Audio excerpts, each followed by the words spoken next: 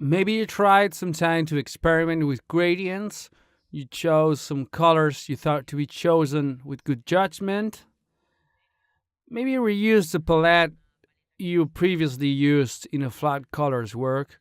And when applying those colors to your gradient, the results you got weren't as clean as you would have liked.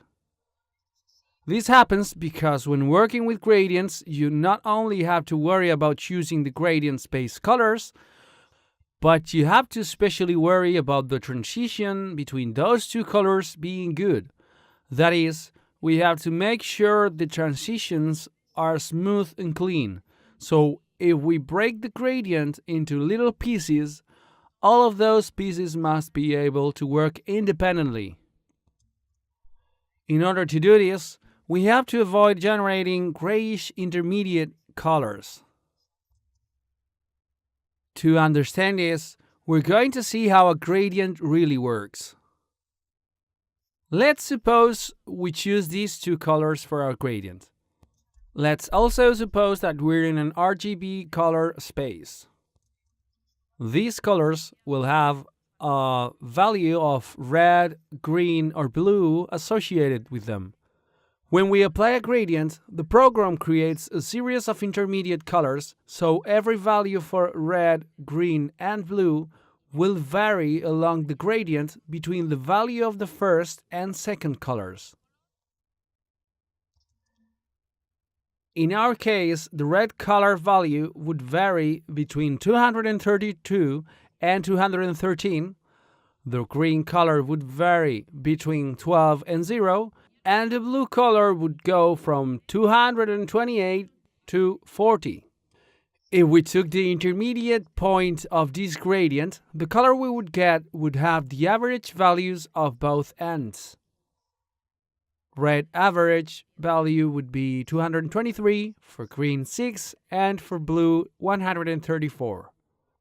So, in order to get a clean gradient, we have to make all these intermediate colors the program generates to be far from gray.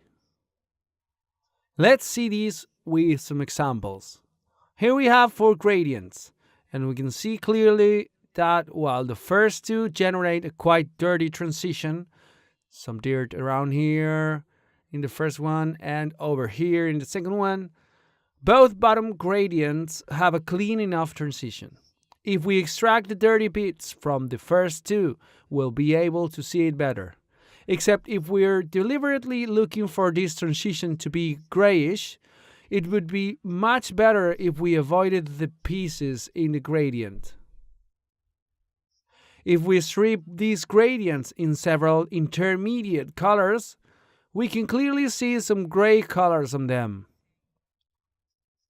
This is one, and this is another gray. So once we've seen this, it looks like the important thing is to know which color combinations generate gray parts and which one don't. And for this, we're going to take a look at our friend the chromatic circle. In order to know if two colors are going to get along in a gradient, we just have to check the position of their hue in the chromatic circle. If those two colors are close, they're going to have a smooth and clean transition between them.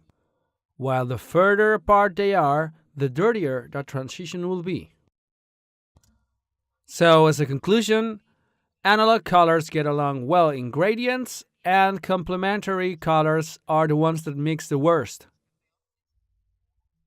But what happens if we want to use two complementary colors or two colors simply too far away in the chromatic circle?